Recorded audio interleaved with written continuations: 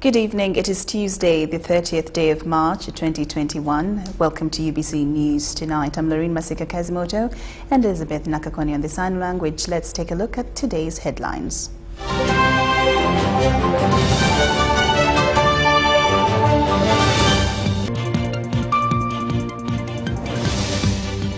Countrywide heavy rain interrupts exercise in some areas. Uganda Tourism Board launches 2-day refresher course for EAC certified hotel assessors. MP Odongo Oto released on bail, case adjourned to the 28th of April 2021. And in sports funding to be addressed as National Council of Sports gets independent entity status.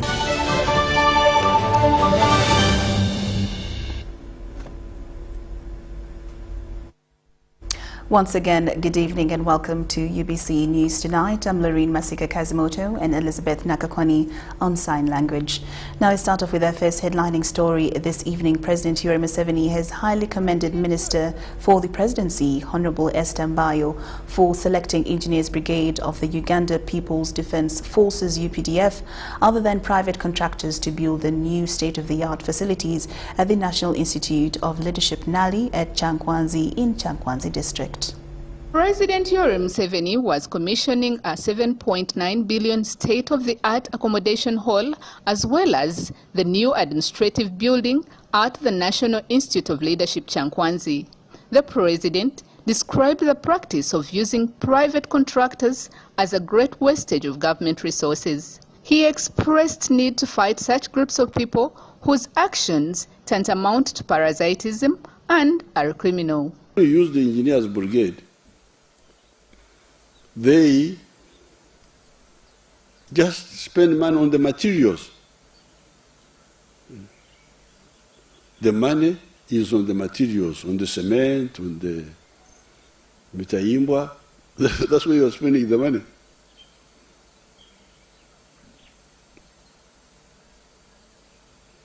And later on, they could even put a smaller profit. Instead of putting 20%, they could put maybe like 10%, because the private person is earning, is aiming at 20% profit. The president pointed out that some of the old senior secondary schools in Uganda, like Intare, Teso College, Alowet, and Sir Samuel Baker, which stand up to today, were built by the Ministry of Works. He therefore emphasized the need to have engineering brigades in various government institutions to minimize expenditure in construction works.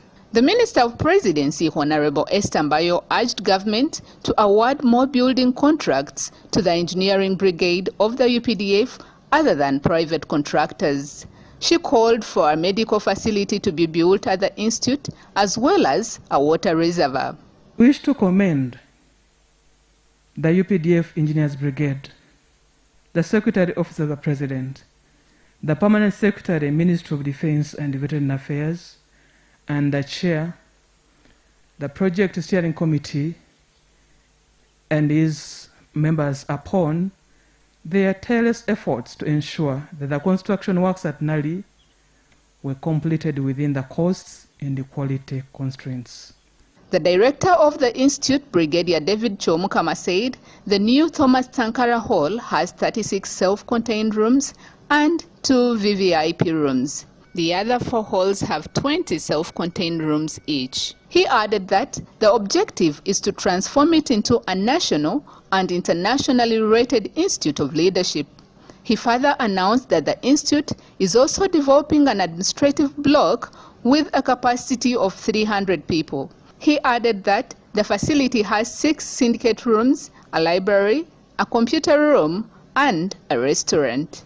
The ceremony was attended by, among others, the head of public service, Mr. John Mitala, senior government and security officials, and Chankwanzi district leadership. Priscilla Namara reporting.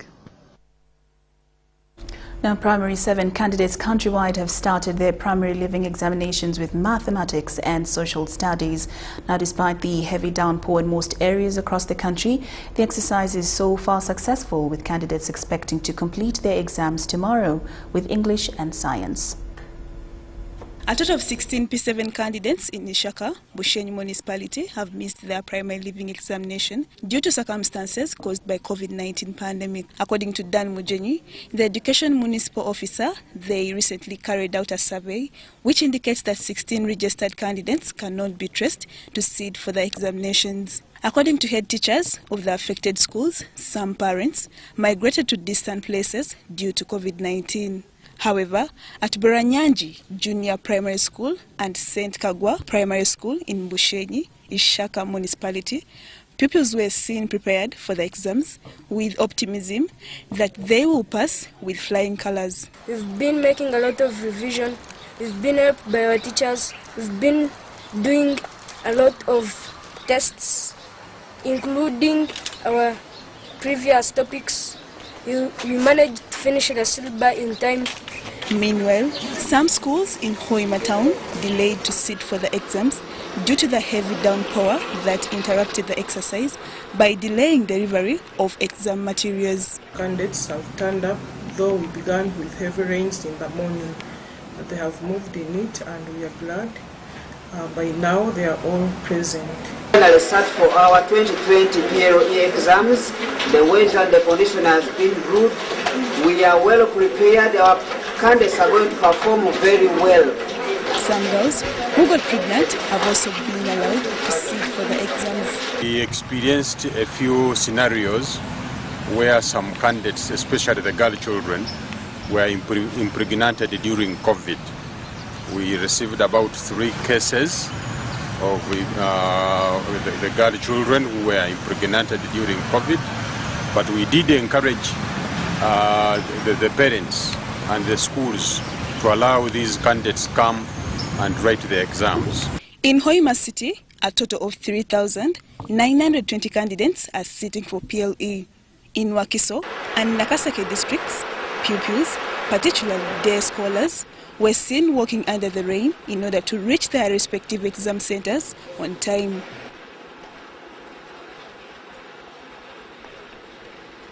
At Maganjo Umeya in Wakiso district, candidates started preparing for exams as early as 6:30 a.m.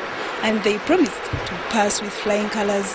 I'm ready for my PLE and I know that I will pass with flying colors. I thank my teachers for being there for me, to teach me and take care of me. Although some pupils have had a chance to sit for the living examinations, several others have missed due to different challenges and circumstances brought about by COVID-19 pandemic. Lydia Chomkama, UBC News. And a continuous success to all the Primary 7 candidates. Now, a number of candidates in Primary 7 in Toro District have failed to sit for their first PLE papers as scheduled by UNEB. Some schools began their mathematics paper at midday and start for the second one at 3:30 p.m. The delay, according to the district education authorities, was due to transport challenges. Take a look. Like in other parts of the country, candidates in most schools in Toro District have turned up for their primary living exams as early as 7 a.m. These included the unfortunate girls that got pregnant during the peak of COVID-19 pandemic. Upon arrival, these began by cleaning the compound before settling in for their first mathematics paper, and by exactly 8 a.m., several candidates in different schools were set for the examination. At Rockview Primary School, for instance, all the 164 registered candidates reported back for exams with no single case of teenage pregnancy registered. This, according to the school headmistress, is due to several engagements with the stakeholders. We kept on having meetings, sessions of meeting, beginning with the teachers. We had also, we had a formidable staff. We had a formidable COVID task force that has been monitoring If a child did not come, if you went to the office now, I would show you that we made a follow-up even up to the children's home. 4 days ago, I went to a child's home and I found this child making kabalagala. But I had to request the mother and the child had to come. Now, that kind of follow-up. At Kuapa Primary School, candidates began writing their first paper at midday due to the delay in delivering the examination materials. The first paper we started at exactly midday, and we have just concluded it at 2:30. Now the second paper we have already received.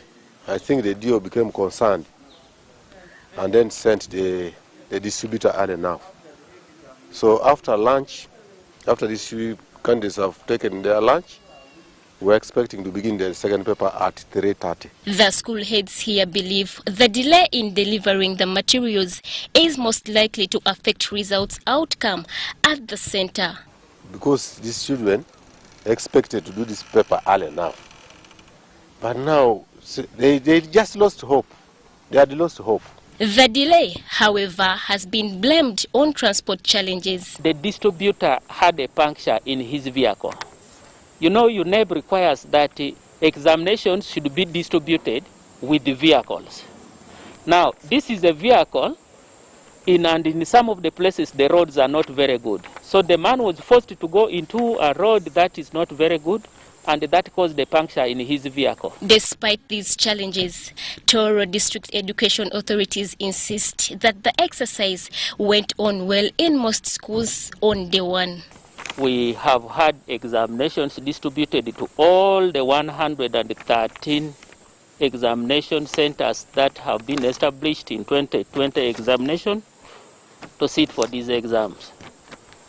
We have not received any major challenge. The candidates will proceed with the other two papers of English and Science this Wednesday, the 31st. Irene Faith Nantongo, UBC News. The Parliamentary Committee on Human Rights has started meeting with former presidential candidates to share their experience in the concluded parliamentary and presidential elections in regard to human rights issues. Democratic Party President Norbert Mao, who was part of today's engagement, lamented a basket of challenges which centered on security intimidation, among others. Uganda concluded her 2021 general elections amidst COVID-19 pandemic, which hit the country in March 2020. Before the dust finally settles, the Parliamentary Committee on Human Rights seeks to understand the scope of human rights status experienced in the election period. You may not limit yourself as a presidential candidate, but being a president of the party, it could have been your supporters, it would have been your flag bearers. Please share with us. First was Democratic Party President Norbert Mao, who also featured in the presidential race. Mao's cries were topped by allegations that security agencies crippled his campaign schedules even after the Electoral Commission had cleared him.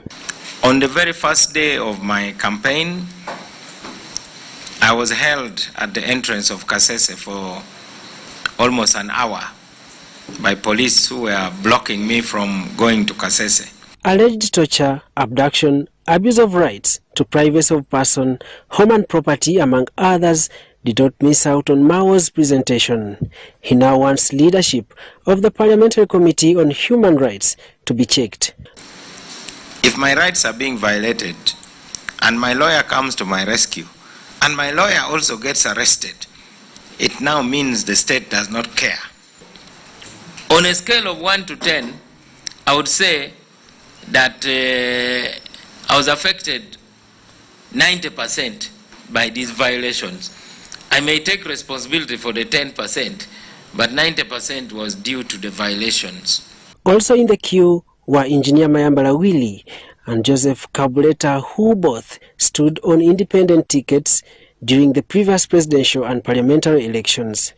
When I went to the Supreme Court to take on the petition, I realized that I was told to seek the services of a lawyer. And I don't know whether a citizen doesn't have a right to stand before Supreme Court without a lawyer. there were issues of venues. I had instances where I paid for a venue 4 times, and it was all, and eventually I didn't even use the venue.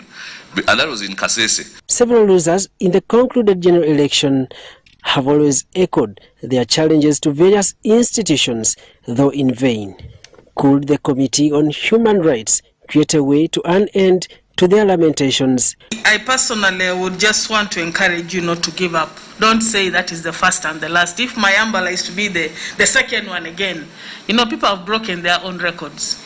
It would be very good for the committee to have the list of all those, the ones that they have on record. The list of those abducted, if possible also killed. The committee, chaired by Sophia Narule, the Persons with Disabilities representative in Parliament, is here to engage other former presidential candidates to share their experiences during the concluded election process. My home base of Gulu City. Surely, how could I not win in Gulu City? Daniel Mugoya, UBC.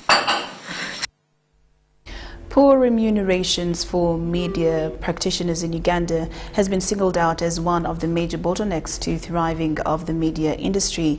Now, this was revealed during the launch of Uganda Media Sector Working Group, an entity to merge all media associations and stakeholders in Uganda. The launch was presided over by the Minister for ICT and National Guidance, Judith Nabakoba. Over the years, media practitioners and media houses have to some extent been blamed for bending the truth when telling news stories. Among the facilitator of these media falsehoods is financial constraints.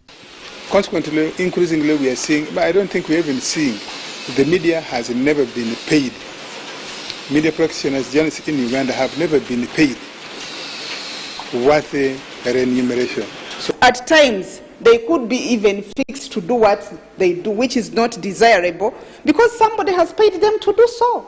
So it's high time, much as we are looking at issues of professionalism, accountability, to look at the pay, because if we believe that they are the eyes and ears of society, it means that even the pay or the welfare has to be looked into by the owners of these media houses. This does not only impact on the future of the industry, but also drives the country to the shallow pit. The media in Uganda, for a long time, we know that journalists are paid poorly.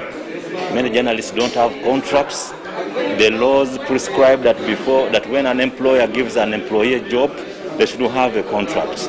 And this is embedded in the Employment Act of 2006.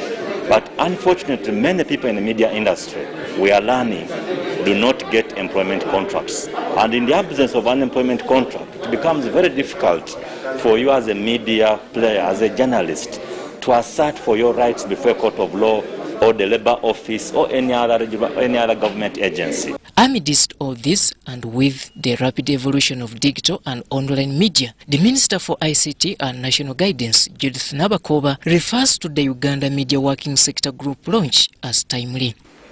How do we look at those new communication technologies? The way journalism was 20 years ago, today it's a different story. As we are standing here, a story could be running. Yet before somebody had to go into a newsroom, prepare, it is looked at by the editor. But these days, you find somebody is a reporter, is an editor, you know, they are everything.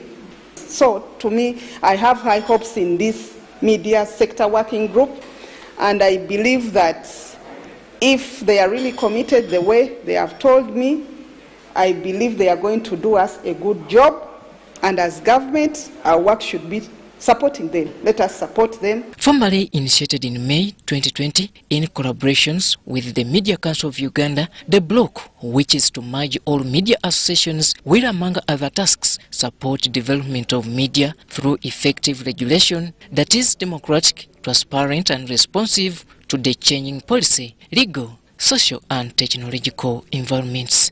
Robert Onyango, UBC News, Kampala. Aru County Member of Parliament Odongo Toh who has been in police remand since Tuesday, the 23rd of March 2021, has been released on a cash bail of 500,000 Uganda shillings. Gulu Grade 1 Magistrate Christine Turibamwe granted the outspoken legislature bail and adjourned his case to the 28th of April 2021. Now, earlier today, Padere District Grade 1 Magistrate Edward Akankwasa granted Odongo Toh a 2 million cash bond. Odongo Toh is accused of assaulting a Gulu-based journalist, Geoffrey Ojok, and malicious damage of a parked vehicle. The 43-year-old legislator appeared before Her Worship Christian Turibamwe after he was arrested last week on Tuesday and subsequently charged for assaulting a journalist in 2019. Now, his defense lawyers presented 5 sureties, including the Kilak South MP, Gilbert Olanya, and Padere District Woman MP Catherine Dorinoketa Yot Lowila, and the sureties were bound at 1 million Uganda shillings.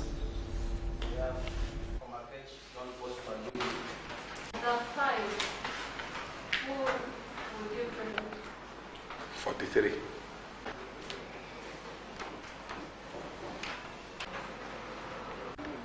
So he's the one bringing all these charges.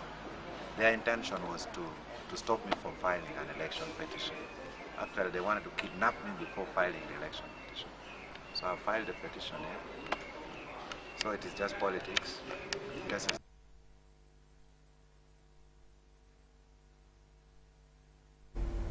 Recent studies conducted in selected urban centers of Uganda indicate gradual deterioration in the quality of air in Uganda. Now, this underscores the need to increase the access to clean energy to reduce reliance on disease-causing dirty fuel. While launching the State of Environment report, the Executive Director, National Environment Management Authority, Dr. Tom Okorut, decried population increase that has led to environmental degradation. Uganda's economy has for the last so many years suffered some setbacks to the disadvantage of the country. Prominent among them has been the increasing population with its associated effects of urbanization and competition for natural resources, among others. This has seen increased demand for energy, leaving charcoal and firewood as the main accessible alternatives. Unfortunately, this has come with its impacts on air quality, which is detrimental not just to human health but to the environment as well. For example, if you look at energy balance within the solar system, it does not require the intervention of a man or a woman to ensure that the energy is balanced. The nature takes care of itself.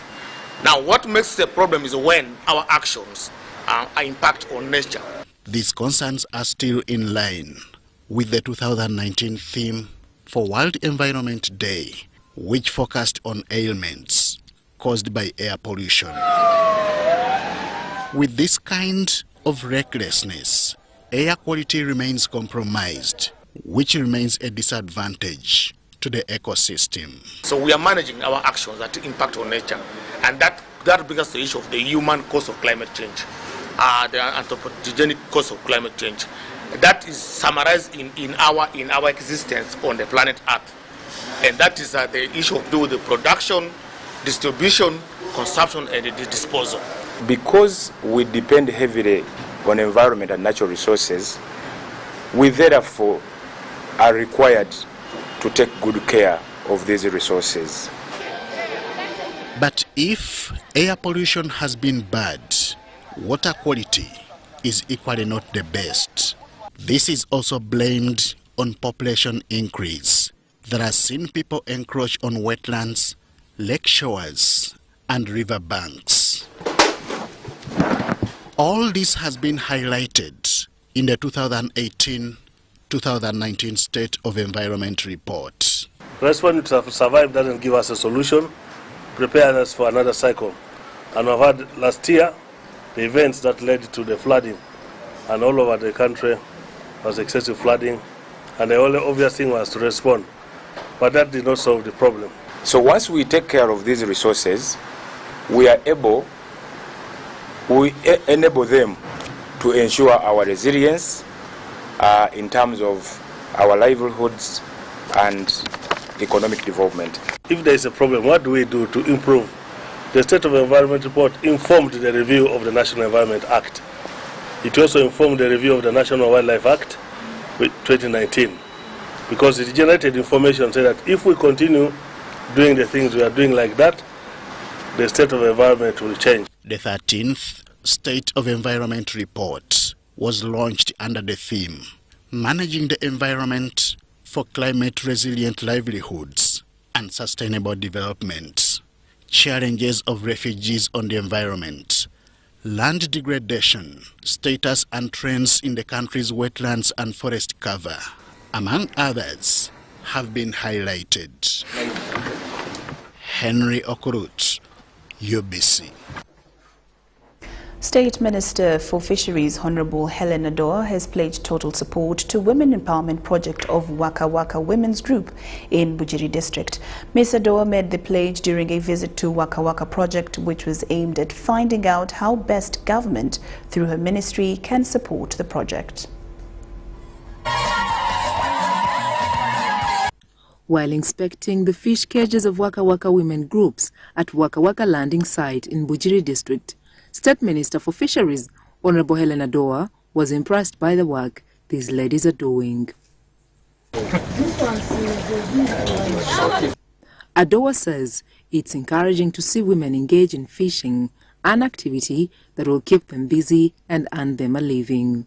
Today I had come to see, as a sector minister, I had come to see what they do. And I feel impressed that these women have done very well.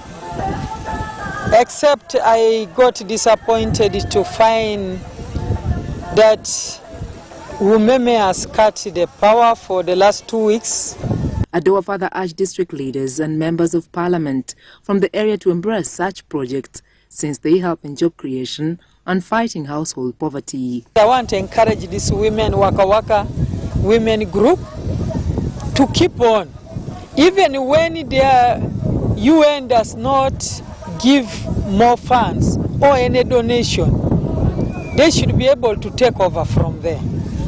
Many times when we get donations, you find that people are active because there is donation. After the donors removing their hand, we stop there. I want to encourage women everywhere, especially Ugandan women, to rise up. There are a lot of opportunities NRM government has given women. Bujiri District Fisheries Officer Mrs. Were Immaculate called upon the government to support Waka Waka women groups by providing them with hatcheries and fish preserving machines, including coolers. We have particularly been taking the minister around. We have shown her the progress the project has made, and the project is basically funded by UN Women. Basically, we have a call unto the government of Uganda to increase the support, to add on to what UN Women has provided.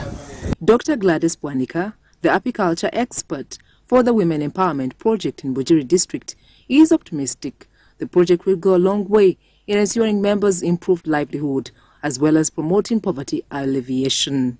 Yes, at the moment we have a production target of 450 tons per annum, and the project has been set to that capacity. But we believe that within the bay, that is Waka Waka Bay, based on preliminary studies, we can go up to 1,000 metric tons per annum. So if we have more partners coming in to boost more women into cage fish farming or to form clusters around the women, that is the way to go towards increased production. She nevertheless expresses challenges the project is faced with. We have a number of inputs into the production line or into the production unit. One among them is the young fish, which we call fingerings. At the moment, we are getting our fingerings from Tororo. we don't have a high quality hatchery around the area. But we believe if we get more investment into a high quality hatchery here in Bujiri, we should be able to reduce our cost of production. Then at the same time, we should be able to supply to the farmers in Bujiri, because there's a big water catchment in Bujiri and a high potential for pond fish farming. This function was also attended by several Bujiri district officials and Deputy RDC of Bujiri, Nseko Anthony, who cautioned fishermen against illegal fishing. It's a very good income generating project that is supporting a number of women, and I want to extend my appreciation to the government and the UN Women for the support. Why the government first? Because it has laid good ground for our partners to feel at home. Sandra Kahonde, Kenneth Tanaba, UBC News.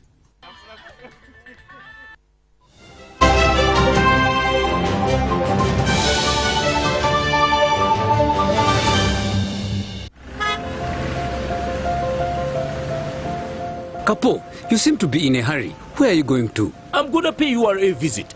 But you can access URA online. Why pay a visit? To know more about the Kakasa business solutions, namely digital tracking solution, the voluntary disclosure program and electronic fiscal receipting and invoicing solution, which have turned my business around. You know I need to be on top of my game to protect my empire. If you know, you know. I too need to know what Kapo knows. Kakasa, be sure you are in charge of your business. Uganda Revenue Authority, developing Uganda together.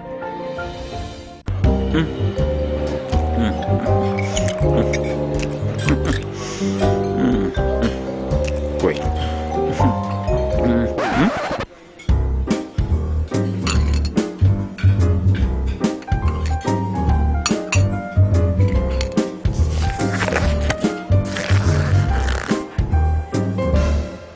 No one should stop you from finishing what's yours. That's why MTN gives you data bundles that don't expire.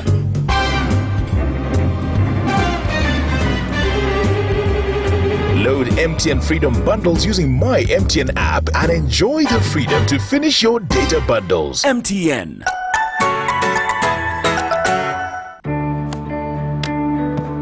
Today tastes like a new tradition, like an old favorite. Tastes like all hands on deck and all eyes on the prize. Today tastes like a piece of the action.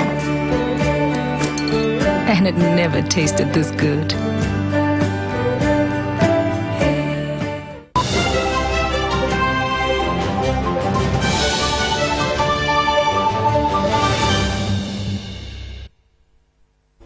Welcome back from that break, and you're watching UBC News Tonight. I'm Lorraine Masika Kazimoto and Elizabeth Nakakoni on Sign Language. Now, Forum for Women in Democracy has expressed their support for Rebecca Kadaga for Speakership of the 11th Parliament, demanding that the August House should by all means elect a female to legislate the House as a way of balancing the equation.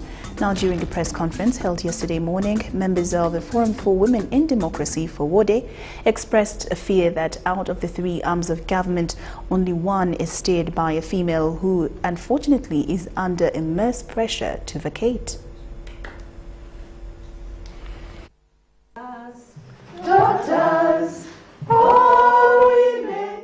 According to the 2018 Equal Opportunities Commission study on the status of women's empowerment in public sector, women representation in the national legislature was at 34% and 33% in senior cabinet ministers. The study also revealed that the top 20 public leadership positions are held by men, except for the speakership that is in the hands of a female, Rebecca Alitwala Kadaga.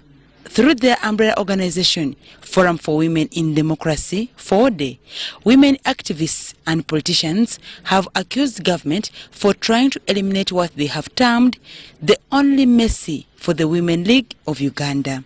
In our view, the Honorable Kadaga has passed the test of a good leader in terms of her principles, and the issues that she has supported and advocated for on around women's rights. Enjawulo bitunuulira bammesi baabwe bo baagala okutuggyako mmesi owaffe ng'abakyala kibi nnyo ate kya bulabe. They should stop the pressure on her.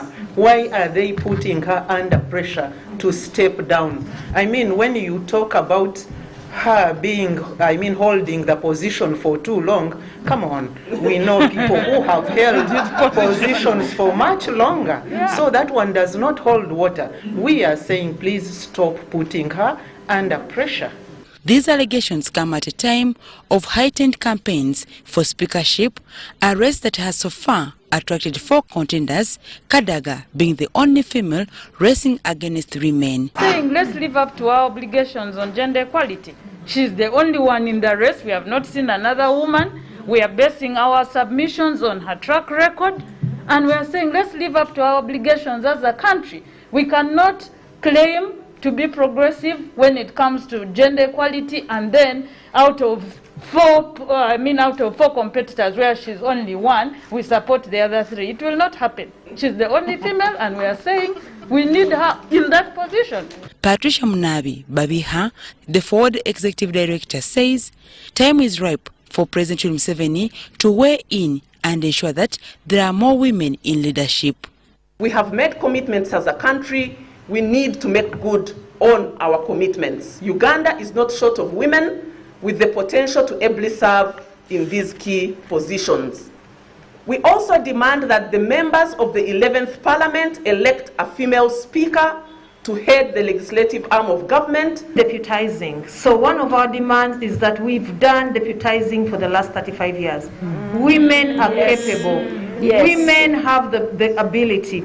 You've asked parents to train women, you've asked us to mentor women. We've grown a pool of women, so we are not short of women that can head, not only as deputies. So as we are demanding for the full positions, not for the deputizing positions. And as the country moves towards ushering in a new government, Ford demands that the president appoints women ministers in key strategic ministries like that of finance and economic development and Ministry of Environment, among others, that positively affect women countrywide.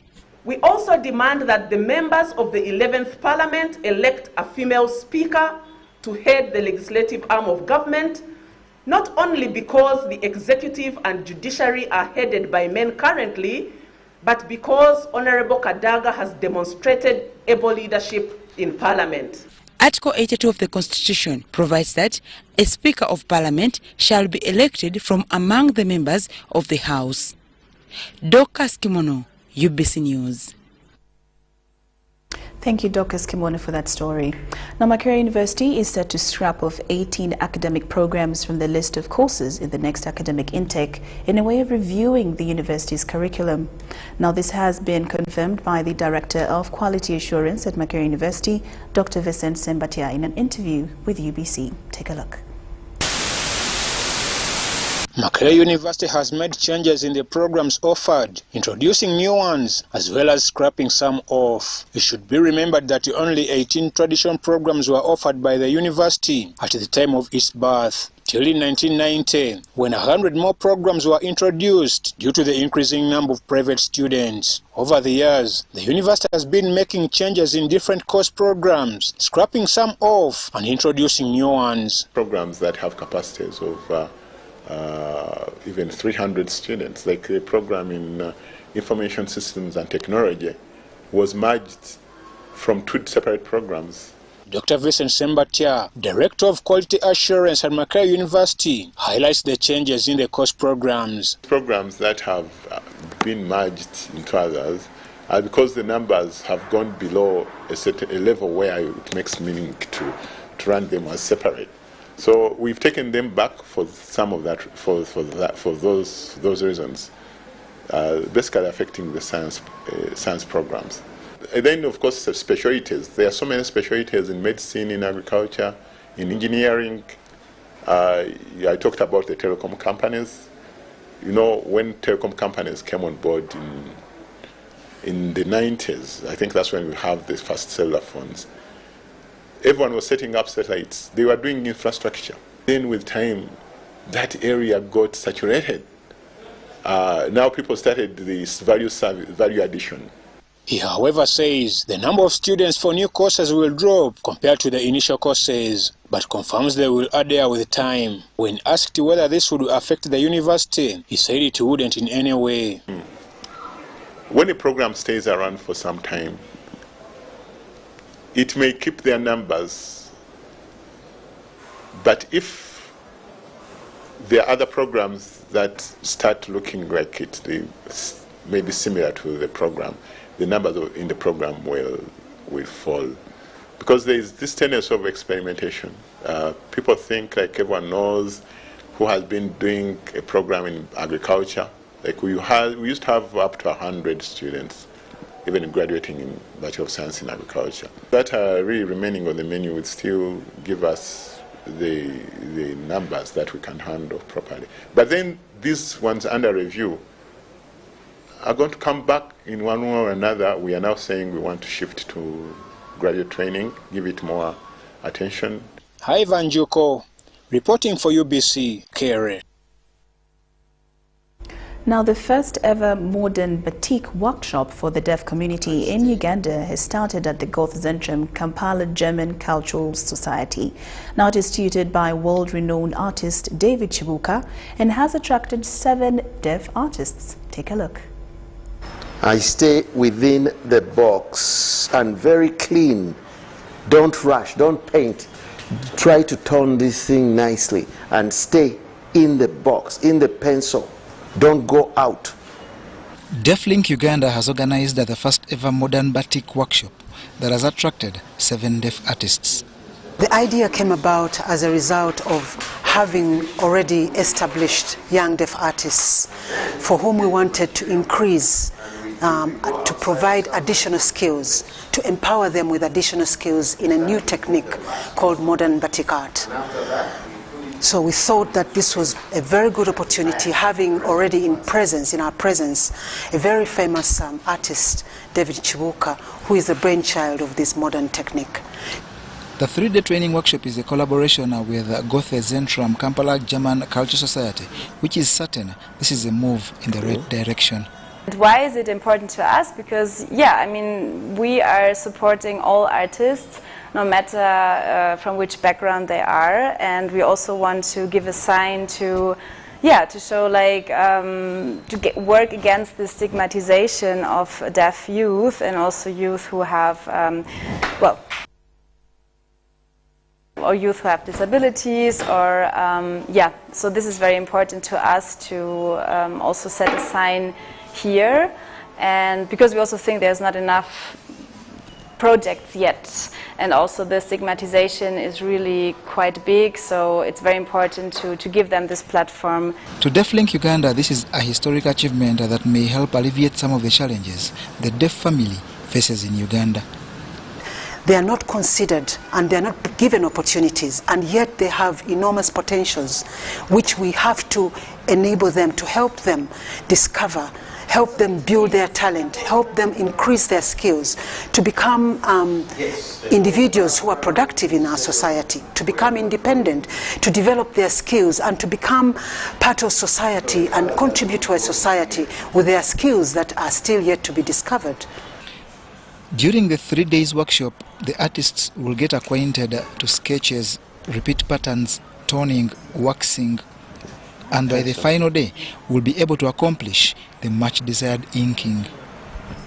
The 7 participants are already gurus in other art forms like pencil drawing and acrylic painting. What do you? They include Alex Mandela, Monica Yoichel, Grace Mutabazi, Emmanuel Kalunji, Deus Barugahare, Hawa Muhorakanye, and Pathy Stashobia. Very corner of this pencil. John Barnes, Centum, reporting. Of this light. Very impressive right there. Thank you, John Barnes, for that story.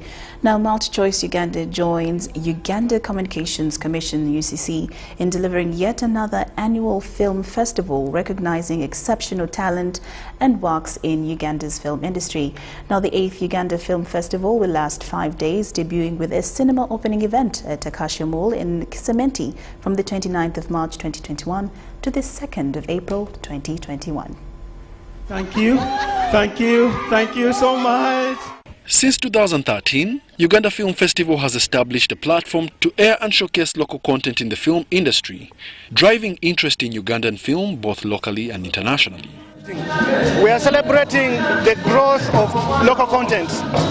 Today, if you look at Uganda's television, in terms of pay television, in terms of free-to-air television, we have more local content in terms of dramas, soaps that are locally grown. This contrasts with what we had 7 years ago, okay? If you look at the Uganda film content that is participating and competing internationally, in 2013 and 14, we had 3 local contents that were being shown in the international film festivals. 2019, we had 65 Ugandan films that were participating in the international film festivals, of which 25 of them won awards. What does that tell you? That the content in Uganda is growing, the quality is improving, and we can rely on film or the film industry to actually create jobs, to sell the country as a film destination and purposes of tourism. MultiChoice Uganda will also be sponsoring 2 awards this year, the Best Director category and the Best Cinematography category, as it strives to support the local content being produced in Uganda. Even just runners, people have to be trained, so we need more training in the industry so that we get more people to work with on the sets. For over 10 years now, Ugandan filmmakers continue to push their limits, enriching local storytelling for mainly online audiences, gradually transitioning from being a stage play-led industry. It's not about money right now. Nobody knows us. It's until people have known us and the things that we can do, and then the money can start coming in. But what normally happens is people hit this stage, they hit the industry, they want to get money quickly, they want to get fame quickly. You don't know, Raymond, I've been around for the last 25 years doing this. Films usually travel through a value chain. Somebody makes a film that is audiovisual.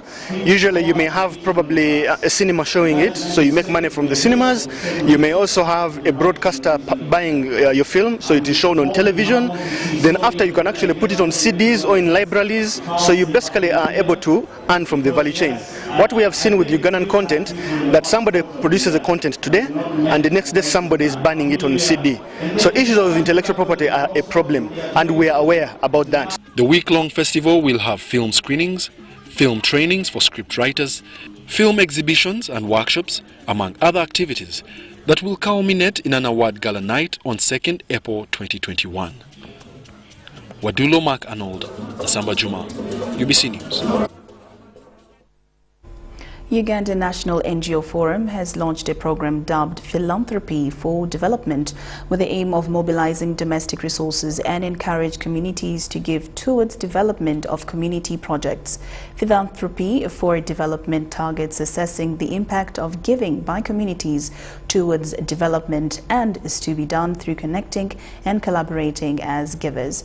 The Executive Director, Uganda National NGO Forum, Moses Isoba, says the program is meant to create a sense of ownership of the projects to trigger communities to be able to demand.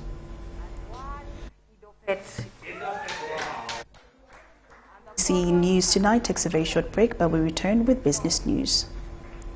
We give time, we give treasure, we give talent.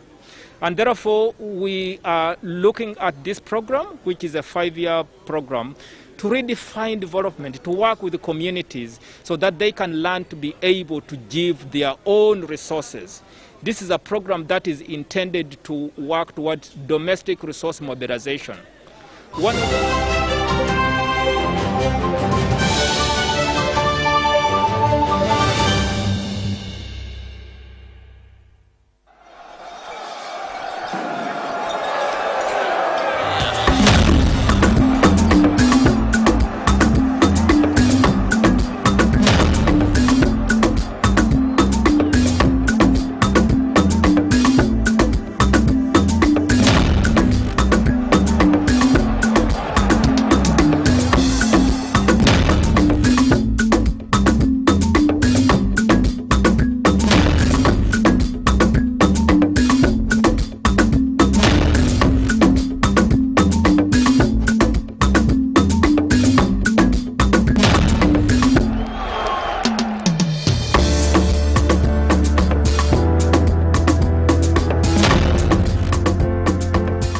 That's their way of stopping HIV. What about you?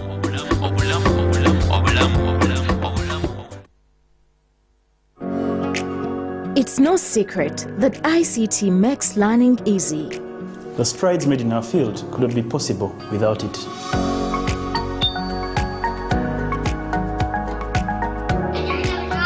And now we can watch our favorite show. My radio is my best friend. UCC provides an enabling regulatory environment and policy guidance for healthy competition. We also facilitate ease of doing business in the communications sector through licensing, standardization, spectrum management, tariff regulation, rural communication development, and consumer empowerment. An informed consumer is an empowered consumer. UCC supports local content and innovations. Driving the development of a robust communication sector in Uganda is Uganda Communications Commission. Today tastes like a new tradition, like an old favorite. Tastes like all hands on deck and all eyes on the prize. Today tastes like a piece of the action. And it never tasted this good.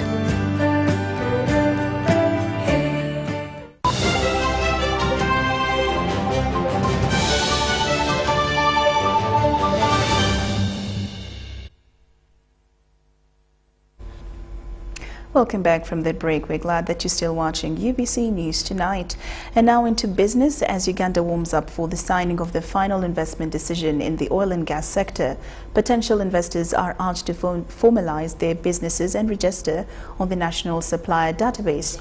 Now, failure to heed to the advice will automatically lock out many entrepreneurs who are keen on having a significant slice of the oil and gas business deals through local content provisions. Take a look. Uganda's maximum participation in the oil and gas sector value chain will be dependent on the preparedness, partnerships and planning by Ugandans. This has been emphasized at the virtual 2021 edition of the National Oil and Gas Supplier Database Conference at the Kampala Serena Hotel. FID is around the corner. Keep your ear on ground. I'm very confident this time it's around the corner. And the moment it has been undertaken, like my executive director keeps saying, it will be a roller coaster. It might be too late for some people. The first step is for you to be on the NSD. Because by law, there is no way, even if you have the capacity, you have the finances, if you're not there, you will not be picked on. So the gateway is really on the NSD. Compared to the previous meetings, the 2021 edition comes at a time of increased optimism by the public and private sector players on the signing of the much-awaited final investment decision. Every sector has an opportunity to make money. Right from small guys making a Rolex that will be given to people working on the pipeline, to big companies that have hotels for hospitality, for entertainment, have an advantage. Banks, insurance companies. FID, as it's commonly referred to, is expected to unleash immense business opportunities. Unlike the first phase, where at least $4 billion was spent, the coming phase will attract an investment of over $15 billion. What the PSFU and PAU and partners are interested in is to foster local content and ensure that not less than $6 billion is retained in the country. There is a process of forming the Industry Enhancement Center.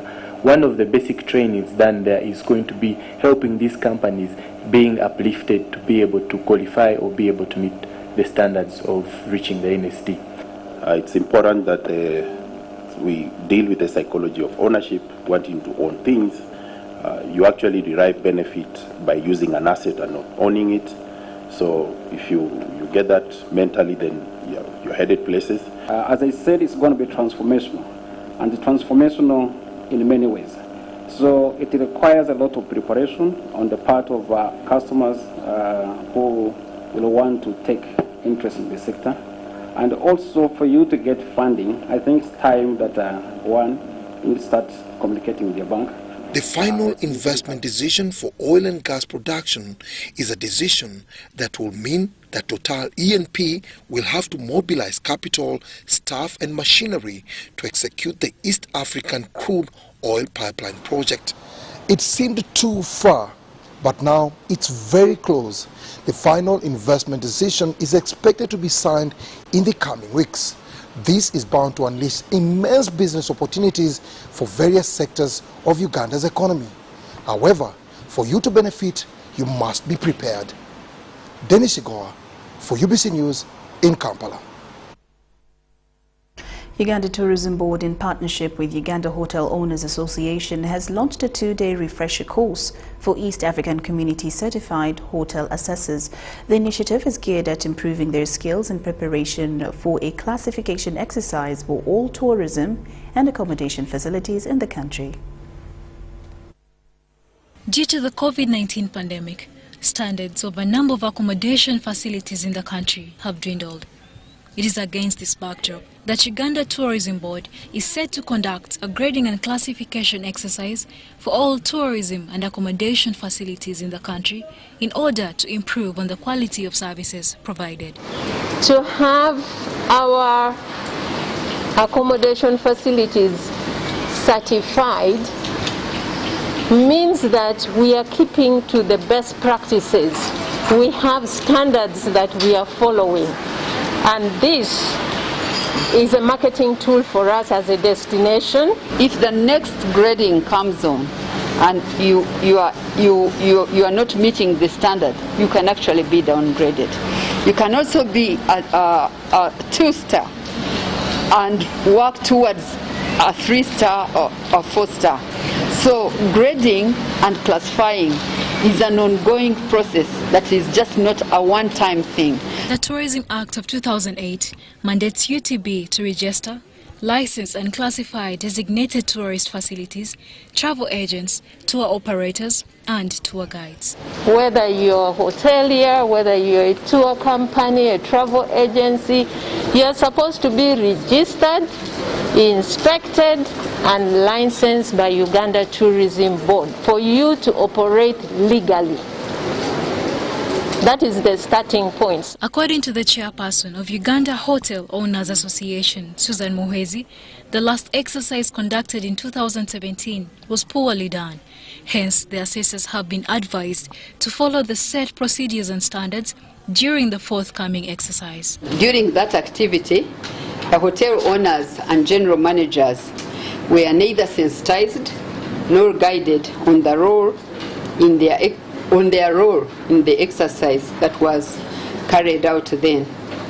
I therefore request you this time that you take a lesson learned from then and address it now in this next exercise. Stakeholders in the tourism and hospitality industry have been urged to engage both UTB and Uganda Hotel Owners Association to be informed on the standards required before investing in accommodation and tourism facilities. Someone would say, but I put up a big building with 50 rooms. Why are you giving me a 3-star? But a 3-star, you would find we can't give you a 5-star because of the size of your bathroom, because of the size of your bedroom, because you don't have a ramp for the disabled. All those you have to put into consideration. Less than 100 out of 3,800 hotels in Uganda were classified in 2017. This year in May, about 150 facilities are to be assessed from all regions across the country. Charlotte Amuge and Robin Yoso for UBC Business. Thank you, Charlotte. Thank you, Robin. Now, practical-oriented training is a basis for vocationalization of Uganda's education system and a foundation for bridging the employment gap for Uganda to fulfill her Development Vision 2040. Now, this was revealed by Executive Secretary, Uganda Business and Technical Examinations Board, UBTEB, Onesmus Oyesije during closure of the 10-day practical orientation of assessors. Mr. Oyesije also threatened to close down assessment centers that do not conform to the Technical and Vocational Education Training (TVET) guidelines.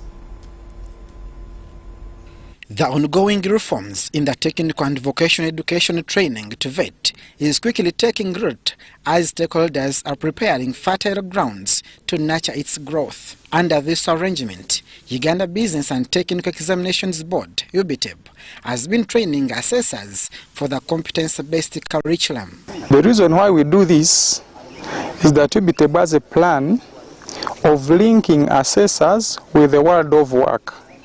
In this case, our instructors teach the students, but when you come at research institutions like this, we expose them to the real practical hands-on skills. Executive Secretary UBTEB, Onesimus OSG, while seeing off 175 business, vocation and technical instructors, revealed that the TVET board is soon undertaking a review of all assessment boards under their umbrella. The Uganda Business and Technical Examinations Board and other assessment bodies which are involved in TVET, we are going to undergo through a diagnostic study which has been financed by the Ministry of Education through the Uganda Skills Development Project. Now that study is trying to understand what is it that we are not doing in as far as international standards are concerned. Onesimus adds that many assessment centers will in future be closed down due to lack of requirements for assessing students. Some of them will be closed down. But also I've advised them that even if you don't have equipment at your center, make collaborations so that we find that yes, you are working this machine, but you are working with another industry to make sure that students are trained well. Lecturer Makerere University Agricultural Research Institute Kabanyoro Tweyambe Chrysostom says that the interaction between UBTEB and the world of work will enhance practicability of the learners in the technical and vocational training. So as we move out from this training and as we move out to train more, we are looking at encouraging and demonstrating that what we need is not only theory, but more of a practical hands-on experience, which definitely is a showcase that we are trying to demonstrate even here. Abdul Nasir Luwama, Douglas Setumba, UBC News. Now, since 2020, Ugandan handicraft exports have been challenged by the drastic decrease in foreign tourists, who are the industry's most lucrative market. Many artists under the Handicraft and Souvenir Development Project have undergone training in Kampala to help equip creators with relevant skills to thrive in the handicraft value chain. Mark Wadulo-Arnold with more. Over 25 handicraft creatives attended the Handicraft and Souvenir Project training, which is aimed at equipping them with good leadership, governance and handicraft production skills so as to improve on the quality of products in the sector. We are going to do hands-on training in terms of improving the quality of the products. We want the groups, first of all, to associate and improve how to manage their groups so that they can improve the quality in terms of quality, quantity, standards of the products that they produce. Funded and supported by the Enhanced Integrated Framework Geneva, International Trade Center and overseen by the Tourism Ministry, the project targets to economically transform livelihoods of rural communities while boosting Uganda's craft sector. Already the government has really come in because next financial, I think we are going to have 3 production centers, which is already in the budget.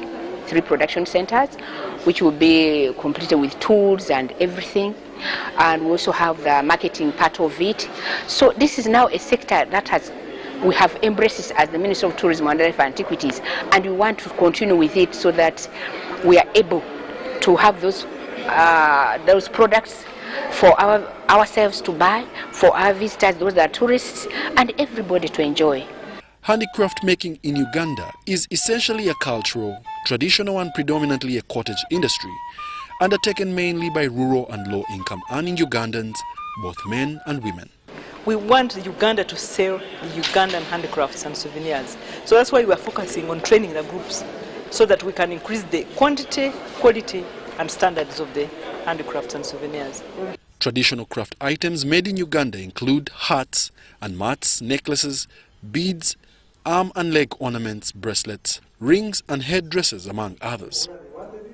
Since 2019, the Souvenir and Handicraft Project is making a database, registering handicraft associations around the country in order to manage a network-based intervention approach to promoting the sector.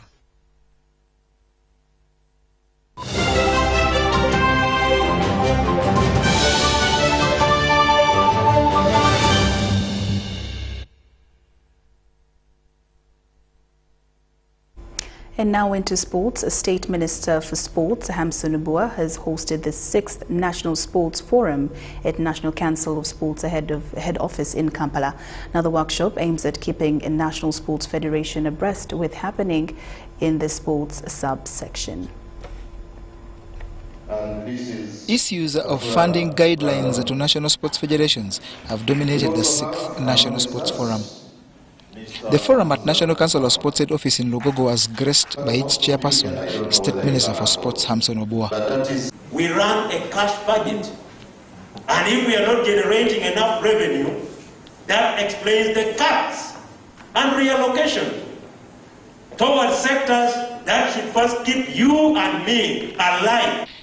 Obua highlighted the issue of the funding guidelines, which he says will be sorted after a review of the National Council of Sports statutory instrument number 38 of 2014. But as the federations hustle for government funding, the minister urges members to brand and market to enable corporate sponsors. Because we have seen from country to country, apart from funding from the corpus of government, national federations and national sports associations are equally having corporate sponsorship. And we believe that we have big companies in Uganda, MTN, Airtel, Coca-Cola, Pepsi, Uganda breweries, Nile breweries, to mention but a few, who can come in. The best news from the workshop was independent entity status for National Council of Sports starting July 1st, 2021, meaning it's self-accounting with a financial vote. That presupposes in matters of budgeting, it will be autonomous in planning and in reporting. But under policy overall, it still remains an entity under the policy supervision of the Ministry of Education and Sports. The only thing they have attained is a vote status in the budgeting processes of the Republic of Uganda. Federations were advised to ensure they maintain COVID-19 protocols in order to ensure a slow but steady return to all sports. John Barnes, Centum, reporting. Now, draws for the 47th edition of the Stanbic Uganda Cup have been held on Tuesday, the 30th of March, 2021 at Fufa House in Mengo. Now, this edition will see only teams playing in the top flight Uganda Premier League and second tier Fufa Big League taking part. The games are set to be played on a home and away basis and are slated for the 5th to the 13th of April. Uganda Premier League table leaders URA will host Mbarara City at the Arena of Vision in Ndeje in the first leg, with the reverse fixture slated in Mbarara. Proline, the winners of the 2018-2019 edition, will host Calvary FC in the first leg at Lugogo. 10-time winners of the competition, Express FC, will travel to Chetume Football Club in the first leg. KCCA FC, who have also won the Stanbic Uganda Cup 10 times, will face off Nyabitobora FC. And nine-time champions soccer club Villa will entertain Ndeje University Football Club, while Vipers SC will host Busoga United at St. Mary's Stadium in Chitende in the first fixture. The games are slated to take place between the 5th and the 12th of April this year.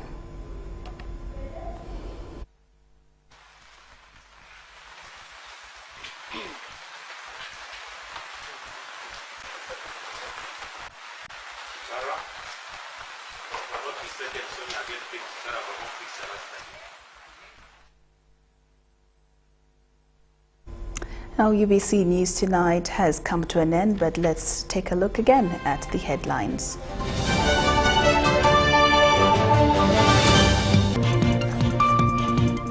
Primary leaving exams commence countrywide. Heavy rain interrupts exercise in some areas. Uganda Tourism Board launches 2-day fresher course for EAC certified hotel assessors. MP Odongo Toll released on bail. Case adjourned to the 28th of April 2021. Sports funding to be addressed as National Council of Sports gets independent entity status.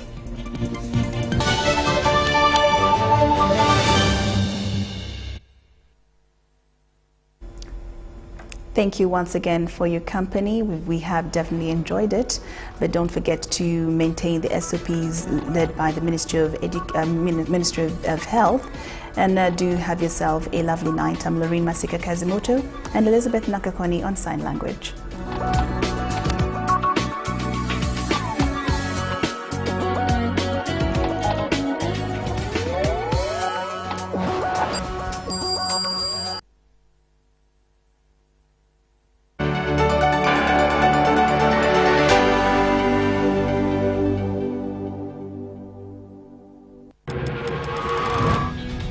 Hey, what's up, everybody? We are here recording for a global broadcast called Good Friday.